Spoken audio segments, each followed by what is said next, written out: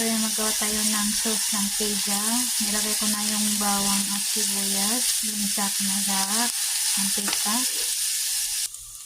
So yan, ilalagay ko na yung tomato.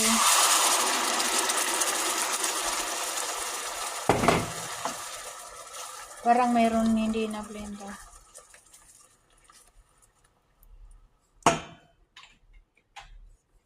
Ayan.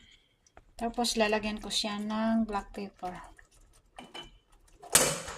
Lalagyan ko rin siya ng asukal. Lalagyan ko rin siya ng paprika. Lagyan ko rin siya ng konting vinegar. Lagyan ko rin siya ng tomato paste. Tapos yan, halo-halo ko na siya. Tapos salt. So ito yung mozzarella mozzarella cheese.